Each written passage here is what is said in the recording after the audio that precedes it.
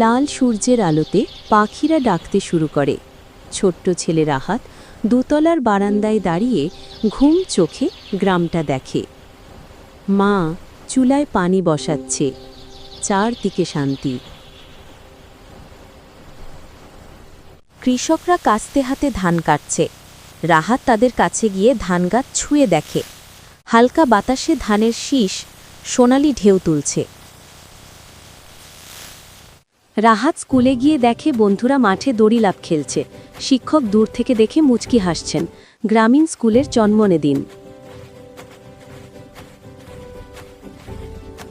হাওয়ায় দুলছে বাঁশ। রাহাত ও তার বন্ধু লতাকে দোলনার মতো ব্যবহার করে চড়ছে। একসময় সবাই হেসে কুটি কুটি হয়ে যায়। দুপুরে গ্রামের মাঠে ঘুড়ি ওড়ানোর প্রতিযোগিতা। রাহাতের ঘুড়ি নীল আকাশে উড়ে যাচ্ছে। সবাই চিৎকার করে উৎসাহ দিচ্ছে। সন্ধ্যায় গ্রামের মেলায় আলোকসজ্জা। নাগরদোলা ঘুরছে, বাচ্চারা মিষ্টি খাচ্ছে। রাহাত প্রথমবারের মতো খেলনাবাসি কিনে খুব খুশি। হঠাৎ বৃষ্টি নেমে গ্রামটা পানিতে ভিজে যায়।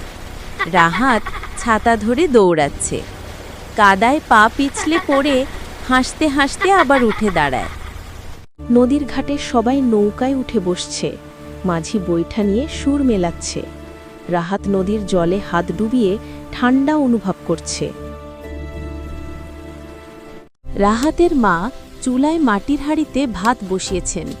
পাশে পুকুরের মাছ ভাজা হচ্ছে। রাহাত চুপি চুপি ভাজা মাছ চুরি করতে গিয়ে ধরা পড়ে।